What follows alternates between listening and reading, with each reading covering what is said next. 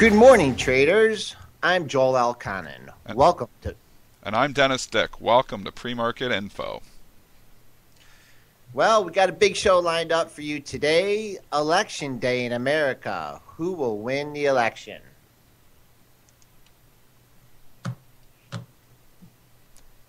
We got Apple. Looks like they're going to be possibly dumping Intel. Zillow disappoints. Weight Watchers and CVS beat. And we're going to take a technical look at your S&P's top components. Joel, what's your take here on the overall market? Well, it is Election Day, Dennis, and we are looking for a big turnout in America. Perhaps we'll look for Obama to continue for another 4 years. Maybe you're hoping for that, Joel. I'd rather see Romney win, in my own opinion. I think it's better for the markets if Romney wins. But so hard to say. It's such a tight race. But I do think if Romney wins, I think you're going to see the market try to rally a bit. And I think if Obama, but who knows how the market interprets it anyways. So you anyways. think the market's going to do better the next 4 years? I mean, so you're looking for a better return on your investments than you had over the last 4 years. Is that what you're telling me? I'm a short-term trader here, and I think it's better for the markets in the short term if Romney wins. So I like that short-term, maybe paying for a long-term gain. But we've got it. I don't know. I just feel like you talk about the fiscal cliff, you can talk about so many different things here happening, and I think we just need to stop spending money. We need to start cutting that back, and I just get scared that it's not going to happen with the Obama administration.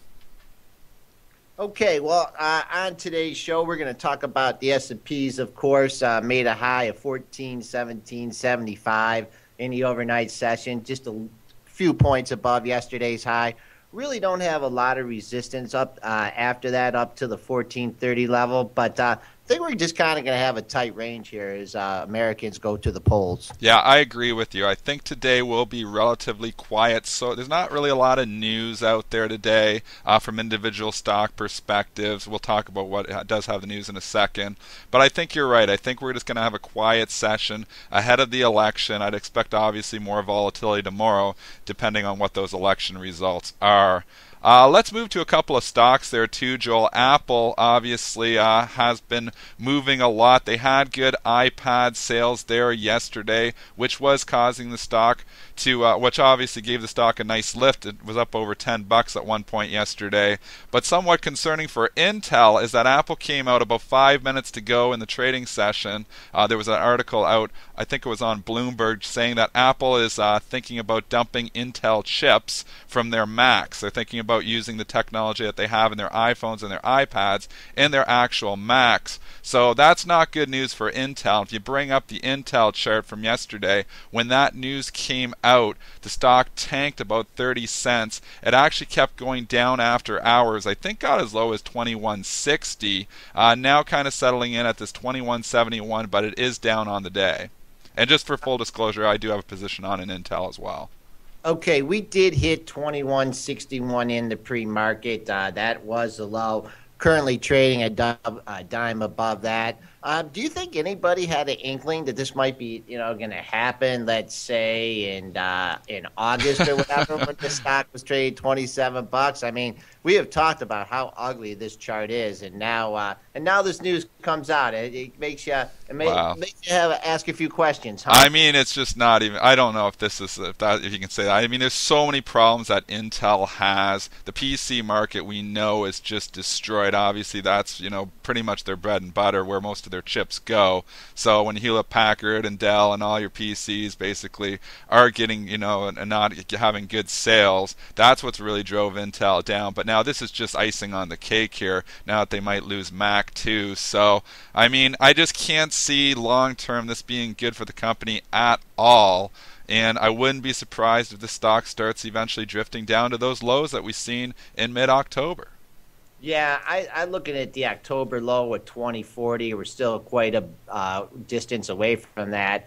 After that, you had a double monthly bottom in September, in August at 1916. But those are, big levels away from here. And, they said they were thinking of dumping it, but Oh, you're we looking don't out to know. last year. I was wondering when you said September. You mean September of last year? Okay, well, moving on to a stock that's doing a little bit better today.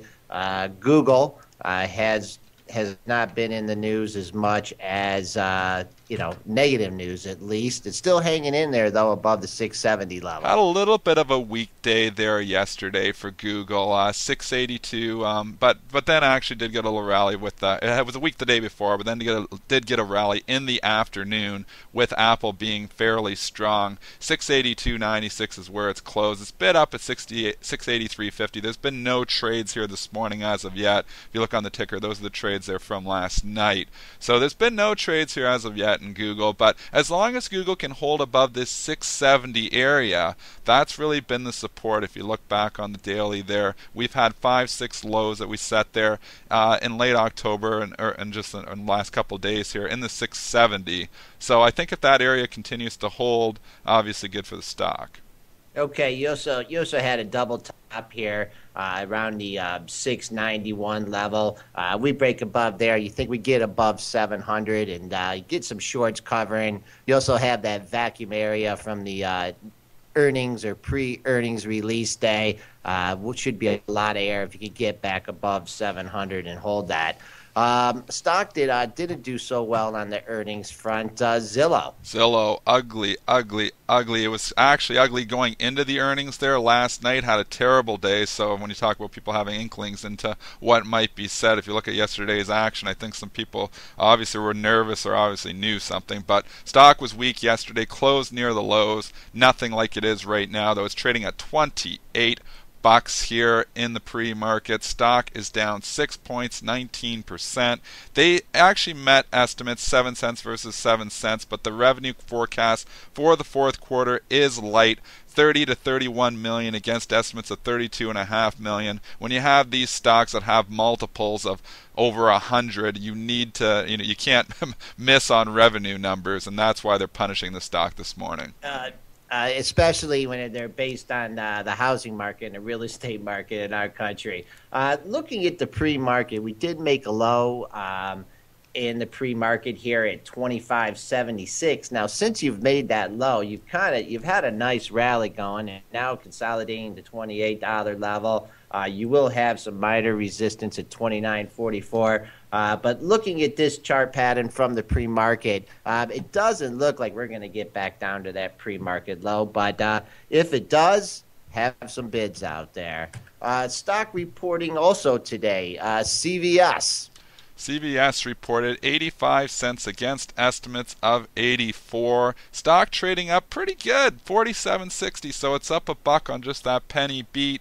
Looking at resistance levels, we're starting to get, if we can get and close above that area that we had, 47.47, we had a high on the 16th, and then we also had a high just a couple sessions before that at 47, just trying to grab it here on my chart, 47.49. So call that little area a double top. We are above there right now. If we get above there, there's not a heck of a lot until 48. Looking at the pre-market activity, we hit a high at 47.74, kind of peeling back here. I do see that those tops at 47.50. But Dennis, there's just not a ton of volume associated with this. You have this stock trades a lot of volume, 7-8 million shares a day. You have it up on relatively low volume. I'm sure there's some GTC orders lying low fruit here in the book at 47, 47 and a quarter, 47 and a half. So if this stock opens up near that 47.74, which was the pre-market high, it's going to have a tough time getting into that air zone, which goes up to the double top at 48.50. Another stock in the news, kind of telling analysts what they think of their estimates. Express Scripts. Yeah, this is interesting actually. They come out and said that 2013 analyst estimates are overly aggressive. That's another way, just a cute way of saying, look, we're not meeting those estimates. So blame the analysts for having overly aggressive estimates. Market's not buying it. Stock is down almost $8 bucks, trading at 55.10 right now, and this one's on heavy volume. You can see it's scrolling and trading there on your right. 945,000 shares this stock has traded here in the pre-market. Not looking good for Express Scripts.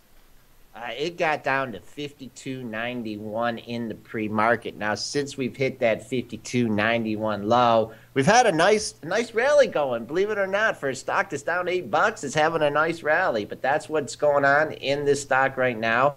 Finding resistance at 55.50 in the pre-market. You get above that level, things open up quite a bit. Once again, the pre-market low of 52.91. Should expect some big bids around 53 if, in fact, it gets back down to that area. Well, I've been losing a few pounds lately, but I haven't been doing it with Weight Watchers. No, Weight Watchers actually, well, somebody has, though, because the stock trading up significantly here after beating earnings, $1.20 against estimates of $1.06, so a nice beat for Weight Watchers. It is trading up at 52.80 right now here in the pre-market after closing at 47.48. Look at these highs, 1, 2, 3, 4. You knew I was going to point those out. 52.56, 52.73, 52.63 just from about a week and a half ago. That's the area where it is struggling to get through right now. If it gets above there, then it starts to open up a little bit again. Yeah, well, this stock also has just taken a major haircut here. It was trading over $80 earlier in the year, and now has come down, actually hit 40. You're getting a rebound. So you got to expect that some of the bottom fishers in this stock will be keeping an eye on that 52.73 area, and perhaps that will poise as some resistance. The pre-market highs right here, 52.80. After that, you got a vacuum area going up to this high that we had at 53.55. But boy, stock's up $5. There is some volume associated with this, so let's keep an eye on 52.80. Now to take a look at some of the stocks in the Big Ten, starting with our second biggest component, ExxonMobil. Did you get faked out there under 90, Dennis? I didn't trade it. I got scared. I was thinking we were close so weak. I wish I would have bought the thing. Again, it did take you out, though. So it did trade below 90. We knew it sometimes likes to take out those whole numbers and get slightly below it, but it went all the way down to 89.70, I believe, which is a pretty good shake out there. So, and then the stock just took off and started rallying all afternoon with the overall market. So I don't know what to say. It obviously held again, so I guess support's still support. Yeah, you had the close and the high very close to each other. 90.63 was the close, 90.81 as the high. I expect a few sellers up there up to the nice round number of 91. But, boy, that 90, I don't think I'd want to be short this stock if it breaks over 91 today. Another one of the Big Ten components is just kind of just lying here, getting ready to make its next move. Microsoft here. We got a double top at 29.74, 29.77, trading right here in the pre-market. Dennis, you think this stock has got some momentum on the upside? Yeah, Microsoft is still looking good here, but it is struggling in an area here in this whole 29.80 area. If you look to mid-October, 29.74, 29.72, 29.80 the highs. Well, yesterday or 2 days ago, 29.77 was the high. The high yesterday was 29.74, so it is struggling just to, about 25 cents below this psychological 30 number. I mean, if that continues to be resistance, I guess you continue to play it. You can even draw a little trend line, but if that I think you just keep playing it from the short side until it starts breaking out and getting above 30. Okay, and moving on to our next component, we'll just play the tape from yesterday. Wells Fargo did sneak down to 33.50 level again, getting down to 33.54 before recovering to settle above 34, 34.02, 34.07 high. I don't see a lot of resistance in this up till Friday's high at 34.41, but I'm sure you'll find some sellers kicking around before that level. What a support area, though. This is 5, 6, 7 times this thing has bottomed between 33.55 and 33.65. Call that whole area still major support. It did it again yesterday. If you were able to pick it up there, good for you. Stock is already up 40, 50 cents in your favor if you were buying it down there. It's trading 34.12 right now in the pre-market. So Wells Fargo continues to find support in this 33.60 area. Okay, we really haven't talked much about the defensive stocks lately. One that was showed some weakness yesterday. Coca-Cola coming down to a critical support level here, just above the 36.50 level. You had some lows back on the 23rd and 24th of October at 36.54, 36.60. Then yesterday we get down to 36.63. Is this going to be another Wells Fargo scenario here? It could be. I mean, 36.50's got some big institutional buying pressure. I can see it there. I also see some down at 36 below that. But 36, I think that's what you guys, those high frequency guys, buying in front of those institutions in 36.55, 36.65 area. And then obviously the stock keeps bouncing up. So that's what it did yesterday. It is lifting up a bit in the pre-market here, trading up at 36.94 with the overall market. So that does remain key support. But I don't, it's hard to get excited with these defensive stocks. They don't move that much. But if you were looking at a low risk buy and it gets back down in the 36.50s, might be a play again. Well, you don't get excited about a move from 800 in the S&Ps up to over 1,400 during the last 4 years, so I don't expect you to get excited about this move in Coca-Cola. Just going back to just looking at the overall market, once again, yesterday we sniffed at $1,400 level in the S&Ps. We have recovered. Really no major resistance to talk about up until that 1431.50 high that we had last Friday. But just on election day, you just gotta expect a little bit of consolidation. Yeah, I think you're going to have quiet trade ahead of the election for sure. So I'd expect muted activity here today unless you get some position squaring. I don't see a heck of a lot happening. Obviously, your major support continues to be down in that just below 1400 at the 1398 area. We're 18 points above there right now. So we're kind of in the middle of the range. Very hard to even make a technical trade in here based on numbers because when you're in the middle of the range, it's basically a coin flip. I mean, obviously, you get back down to the lower 1400s, I get biased to buy. And you get up into the 1429, 1430 area, and even the area where we topped out just a couple days ago on Friday at 1431, then I get, a little bit bearish up there. But in the middle here, I'm kind of sitting on my hands, just waiting for the market to tell me which way to go.